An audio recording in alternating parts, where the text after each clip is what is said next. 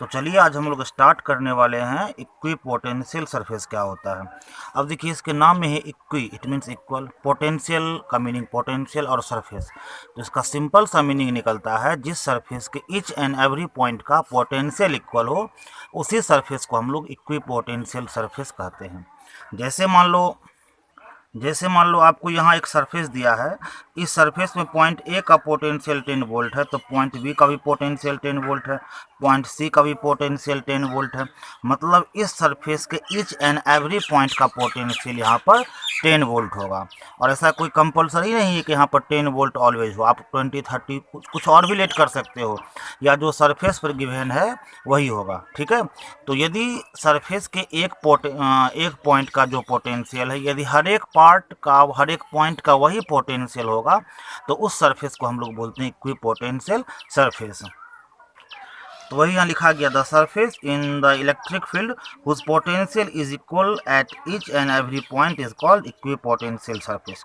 और उसी बात को मैंने यहाँ फिगर में रिप्रेजेंट भी किया है कि यहाँ आपको ये फर्स्ट सरफेस हो गया, यहाँ सेकेंड सरफेस और ये थर्ड सरफेस। उस तीनों सरफेस होकर इलेक्ट्रिक फील्ड लाइन पास कर रहा है, और ये तीनों सरफेस क्या होगा, आपको इक्विपोटेंशियल सरफेस होगा, क्योंकि तीनों सरफेस के ईच एंड एवरी पॉइंट का पोटेंशियल इक्वल होगा। यदि इसके एक पॉइंट का पोटेंशियल 30 वोल्ट होगा, ठीक है, तो इसके हर एक पॉइंट का 30 वोल्ट होगा, इस सरफेस के हर एक पॉइंट का 30 वोल्ट होगा, इस पॉइंट के हर एक सरफेस का जो पोटेंशियल होगा वो भी 30 वोल्ट होगा। इट मीन्स ये तीनों आपको एक इक्विपोटेंशियल सरफेस हो गया। और ये जो लाइन है, ये लाइन आपको इलेक्ट्रिक फील्ड लाइन होगा। क्लियर। और एक चीज़ और ध्यान रखें कि इक्विपोटेंशियल सरफेस और इलेक्ट्रिक फील्ड लाइन ऑलवेज क्या होता है, तो परपेंडिकुलर होता है। यहाँ भी आप देख सकते हो कि यहाँ जो ये इक्विपोटेंशियल सरफेस है, तो इस इक्विपोटेंशियल सरफेस पर इलेक्ट्रिक फील्ड लाइन परपेंडिकुलर है, यहाँ भी परपेंडिकुलर है, यहाँ भी परपेंडिकुलर है। इट मीन्स ये हुआ कि जो भी इक्विपोटेंशियल सरफेस होता है उस पर इलेक्ट्रिक फील्ड लाइन परपेंडिकुलर होता है। और ऐसा बिल्कुल भी नहीं होता है कि इक्विपोटेंशियल सरफेस सिर्फ पॉजिटिव चार्ज का हो। इक्विपोटेंशियल सरफेस पॉजिटिव चार्ज का भी होता है, नेगेटिव चार्ज का भी होता है, पॉजिटिव नेगेटिव चार्ज का भी होता है, और पॉजिटिव पॉजिटिव या नेगेटिव नेगेटिव चार्ज का होता है। इट मीन्स ये हुआ कि इक्विपोटेंशियल सरफेस किसी भी सिंगल चार्ज का भी हो सकता है, लाइक चार्ज का भी हो सकता है, और अनलाइक चार्ज का भी इक्विपोटेंशियल सरफेस हो सकता है, जो हम लोग अब फिगर में बारी बारी से देखने वाले हैं। तो यहाँ आपको एक पॉजिटिव चार्ज दिया है और उसके सराउंडिंग ये फर्स्ट इक्विपोटेंशियल सरफेस हो गया, ये आपको सेकेंड इक्विपोटेंशियल सरफेस हो गया, ये उसके बाहर में थर्ड इक्विपोटेंशियल सरफेस हो गया। तो इट मीन्स यहाँ पर ये हुआ कि ये भी एक इक्विपोटेंशियल सरफेस है। इस सरफेस की ईच एंड एवरी पॉइंट का पोटेंशियल इक्वल होगा। ये दूसरा इक्विपोटेंशियल सरफेस है, इस सरफेस के ईच एंड एवरी पॉइंट का पोटेंशियल इक्वल होगा। ये तीसरा इक्विपोटेंशियल सरफेस है, इस सरफेस के ईच एंड एवरी पॉइंट का पोटेंशियल इक्वल होगा। तो ये आपको पॉजिटिव चार्ज का था। सिमिलरली आपको यहाँ पर एक नेगेटिव चार्ज दिया गया है, तो नेगेटिव चार्ज के सराउंडिंग भी इक्विपोटेंशियल सरफेस फॉर्म हो रहा है। इस नेगेटिव चार्ज का फर्स्ट इक्विपोटेंशियल सरफेस यहाँ हुआ, ठीक है, तो इस सरफेस के हर एक भाग का पोटेंशियल इक्वल होगा। सेकेंड इक्विपोटेंशियल सरफेस ये हुआ डॉटेड लाइन, इस सरफेस के भी ईच एंड एवरी पॉइंट का पोटेंशियल इक्वल होगा। थर्ड इक्विपोटेंशियल सरफेस ये हुआ, इस सरफेस का भी ईच एंड एवरी पॉइंट का पोटेंशियल इक्वल होगा।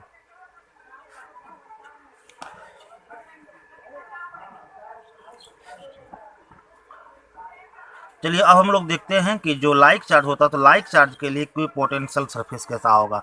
तो यहाँ पर पॉजिटिव, यहाँ भी पॉजिटिव, इट मीन्स ये लाइक चार्ज हुआ। यहाँ पर नेगेटिव, यहाँ पर भी नेगेटिव, इट मीन्स ये भी लाइक चार्ज हुआ। तो यहाँ जो ये पॉजिटिव चार्ज दिया है, तो यहाँ पर दोनों लाइक चार्ज है, तो दोनों लाइक चार्ज के मिडल का जो इक्विपोटेंशियल सरफेस होगा वो सरफेस एक दूसरे को रिपेल करेगा, और रिपेल करने के कारण जो है दो सरफेस के मिडल में कुछ ना कुछ डिस्टेंस होगा, जो नॉर्मल कंडीशन के कंपेयर में ज़्यादा डिस्टेंस होगा। तो यहाँ आप देख सकते हो कि दोनों लाइक चार्ज के मिडल का डिस्टेंस ज़्यादा है, और उसके जो दो सरफेस, उस सरफेस के मिडल का भी डिस्टेंस ज़्यादा है, बट इस साइड जो डिस्टेंस है वो कम है। तो लेफ्ट या राइट का जो डिस्टेंस है सरफेस का वो कम है, उसके कंपेयर में मिडल वाले पार्ट का डिस्टेंस ज़्यादा है, ठीक है। सिमिलरली यहाँ जो टू लाइक चार्ज दिया गया नेगेटिव, इसमें भी लेफ्ट का डिस्टेंस कम है, राइट का डिस्टेंस कम है, और उसके मिडल का जो डिस्टेंस वो हाई है, वो हायर सरफेस यहाँ पर रिप्रेजेंट कर रहा है कि यहाँ पर दोनों चार्ज के मिडल में रिपल्सन हो रहा, और रिपल्सन के कारण जो है उसके टू इक्विपोटेंशियल सरफेस के मिडल का गैपिंग ज़्यादा होगा। क्लियर। तो रिपल्सन के कारण क्या है, उसके दो इक्विपोटेंशियल सरफेस के मिडल का जो गैपिंग है प्लेस है वो ज़्यादा होगा। अब हम लोग देखते हैं कि टू अनलाइक चार्ज के मिडल का इक्विपोटेंशियल सरफेस कैसा होगा। तो यहाँ आपको एक पॉजिटिव चार्ज दिया और यहाँ एक नेगेटिव चार्ज दिया है। तो पॉजिटिव नेगेटिव चार्ज के मिडल में अट्रैक्शन होता है, इसलिए उसके मिडल में जो इक्विपोटेंशियल सरफेस होगा उस सरफेस के मिडल में भी अट्रैक्शन होगा। तो यहाँ आपको एक पॉजिटिव चार्ज, यहाँ एक नेगेटिव चार्ज दिया है। तो हम लोग जानते हैं कि positive negative it means unlike charge के मिडल में अट्रैक्शन होता है। तो अट्रैक्शन के कारण उसके मिडल का जो इक्विपोटेंशियल सरफेस है वो सरफेस भी अट्रैक्शन को शो करेगा, उसके मिडल का डिस्टेंस लेस होगा compare to left and right. तो जो लेफ्ट का जो सरफेस है उसका देखो डिस्टेंस ज़्यादा है, उसके कंपेयर में मिडल का डिस्टेंस कम है। राइट का भी देखो जो सरफेस का डिस्टेंस है टू सरफेस के मिडल का, वो टू सरफेस के मिडल के कंपेयर में यहाँ पर डिस्टेंस कम है, तो लेस डिस्टेंस दिखाता है अट्रैक्शन को। तो आपको जहाँ कहीं भी इक्विपोटेंशियल सरफेस के मिडल का गैपिंग कम मिले, तो कम गैपिंग कम डिस्टेंस का मीनिंग होता है कि वहाँ वो अट्रैक्शन को शो कर रहा है, और ज़्यादा डिस्टेंस मिलने का मीनिंग होता है वो रिपल्सन को शो कर रहा है।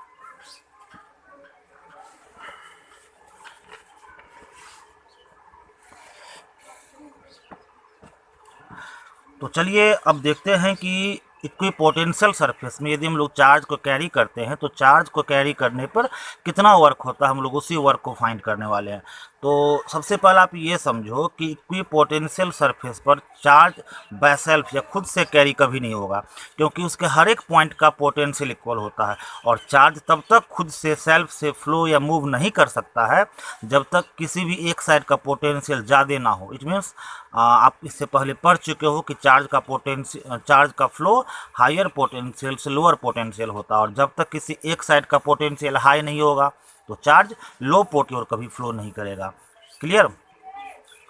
तो उसी बात से हम लोग को ये क्लियर होता है कि इक्विपोटेंशियल सरफेस के इच पॉइंट का पोटेंशियल इक्वल होता है, वहाँ कहीं का भी पोटेंशियल हाई या लो नहीं होता है, इसलिए बाय सेल्फ वहाँ पर चार्ज फ्लो नहीं होगा।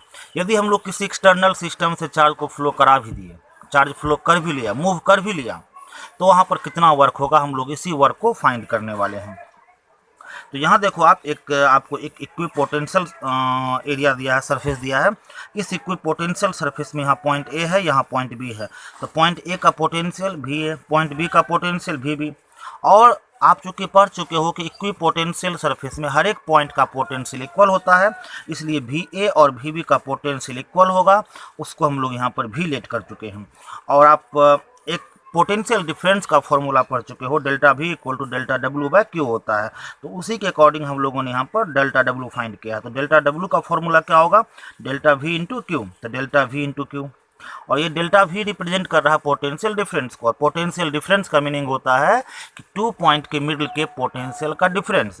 यहाँ पर 2 पॉइंट में फर्स्ट पॉइंट ए हो गया, सेकेंड पॉइंट बी हो गया। इट मीन्स हम लोग को ए और बी के मिडिल का पोटेंशियल का डिफरेंस फाइंड करना है। क्लियर।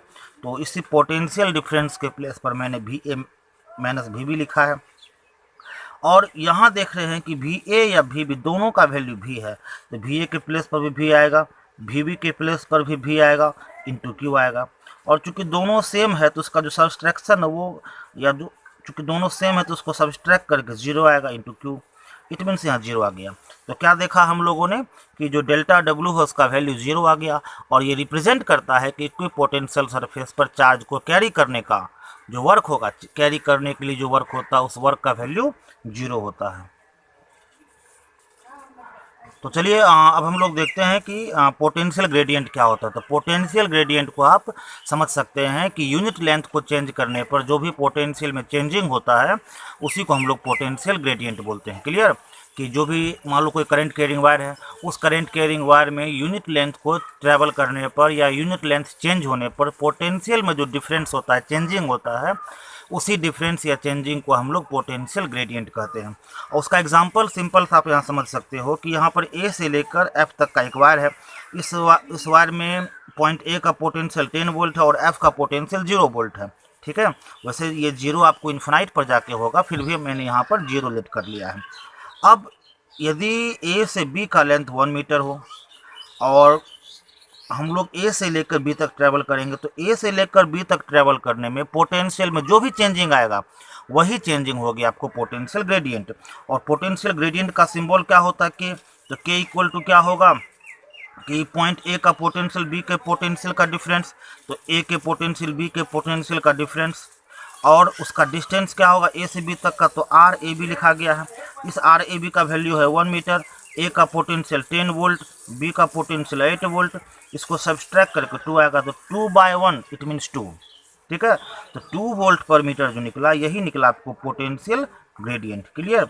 ये 2 वोल्ट पर मीटर जो हुआ ये हो गया आपको पोटेंशियल ग्रेडियंट।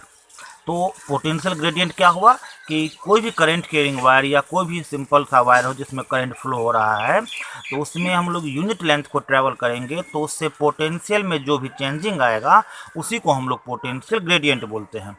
और इस पोटेंशियल ग्रेडियंट का सिंबल क्या होता है, तो इसका सिंबल के होता है और इसका SI यूनिट वोल्ट पर मीटर होता है। तो वही यहाँ लिखा है, change in potential per unit length is called potential gradient, ठीक है। तो वही यहाँ पर लिखा है, change in potential per unit length is called potential gradient, ठीक है। उसका सिंबल हो गया के, और उसका फॉर्मूला होता है के equal to delta V by delta L, ठीक है। तो डेल्टा वी रिप्रेजेंट करता है पोटेंशियल में चेंजिंग को, और डेल्टा एल रिप्रेजेंट करता है उसमें उसके लेंथ में चेंजिंग को या यूनिट लेंथ को। और बहुत सा बुक में आपको डेल्टा एल के प्लेस पर आपको डेल्टा एक्स मिल जाएगा, डेल्टा वाई मिल जाएगा, डेल्टा जेड मिल जाएगा, डेल्टा आर मिल जाएगा। तो एक्स हो, वाई हो, जेड हो, आर हो, टोटली टर्म आपको लेंथ को ही रिप्रेजेंट करता है, बट आपको जो नोमिनेटर में है वो डेल्टा वी या डी भी मिलेगा। अब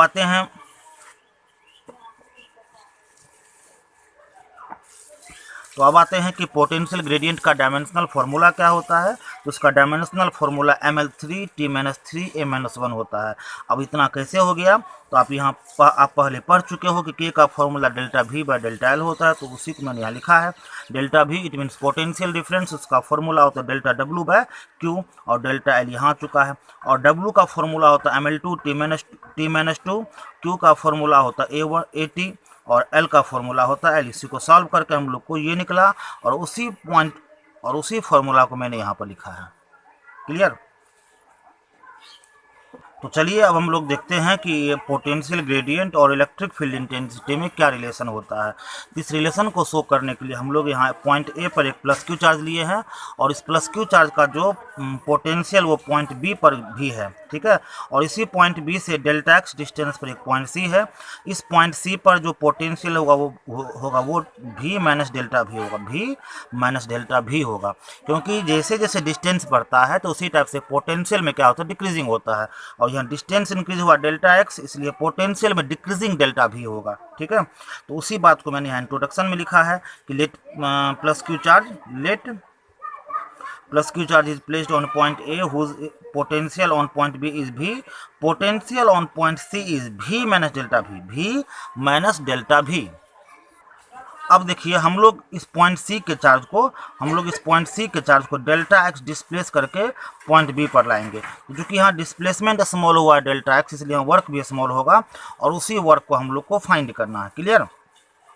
तो अब देखिए आप एक चीज क्लियर देख लो कि पॉइंट ए पर जो चार्ज है वो पॉजिटिव चार्ज है, और वो पॉजिटिव चार्ज पॉइंट सी के पॉजिटिव टेस्ट चार्ज पे रिपल्सन फोर्स अप्लाई करेगा, और वो repulsion force right side apply होगा, और हम लोग का जो डिस्प्लेसमेंट है वो लेफ्ट साइड है। तो applied force right side, displacement left side, it means force और डिस्प्लेसमेंट के मिडिल में 180 का एंगल फॉर्म होगा। क्लियर। तो यहाँ स्मॉल डिस्प्लेसमेंट डेल्टा एक्स के लिए वर्क भी स्मॉल होगा डेल्टा डब्ल्यू, तो डेल्टा डब्ल्यू यहाँ वर्क है। फॉर्मूला होगा एफ एस कॉस थीटा, तो एफ तो होगा ही, एस का मीनिंग डेल्टा एक्स, तो डेल्टा एक्स कर लिए हैं। अब कॉस थीटा होता है, तो मैंने पहले बता चुका हूँ कि फोर्स और डिस्प्लेसमेंट के मिड 180 का एंगल फॉर्म होगा, तो वही 180 यहाँ पर लिखा गया है। अब डेल्टा डब्ल्यू यहाँ होगा ही, एफ डेल्टा एक्स यहाँ आएगा, कॉस 180 की वैल्यू -1 होता है, फिर डेल्टा डब्ल्यू यहाँ आ चुका है, एफ डेल्टा एक्स यहाँ आ चुका है, और ये -1 यहाँ आ चुका है। अब डेल्टा डब्ल्यू यहाँ आएगा ही। आप लोग इलेक्ट्रिक फील्ड इंटेंसिटी ई का फॉर्मूला पढ़ चुके हैं, एफ बाय क्यू नॉट, तो एफ का वैल्यू क्या होगा, क्यू नॉट ई, तो एफ का वैल्यू क्यू नॉट ई। अब डेल्टा डब्लू और क्यू नॉट का था हम साथ साथ हैं, ये साथ हो चुका है, बचा आपको ई डेल्टा एक्स, ठीक है, और नेगेटिव सिंबल। तो आप इससे पहले पोटेंशियल डिफरेंस का फॉर्मूला पढ़ चुके हो, delta W bye Q not. तो वही delta W bye Q not क्या किसको रिप्रेजेंट कर रहा है, पोटेंशियल डिफरेंस डेल्टा वी को रिप्रेजेंट कर रहा है। और ये टोटली टर्म को मैंने यहाँ कॉपी पेस्ट कर दिया है, डेल्टा भी यहाँ आ गया, डेल्टा एक्स बाय में आ चुका है, और इंटेंसिटी यहाँ आ चुका है। तो ये इलेक्ट्रिक फील्ड इंटेंसिटी और पोटेंशियल ग्रेडियंट में रिलेशन हो गया। क्लियर। इलेक्ट्रिक फील्ड इंटेंसिटी और पोटेंशियल ग्रेडियंट में रिलेशन हो चुका है। इसी का मैंने साइड चेंज किया है, तो साइड चेंज करने पे इलेक्ट्रिक फील्ड इंटेंसिटी यहाँ आ चुका है और पोटेंशियल ग्रेडियंट यहाँ आ चुका है।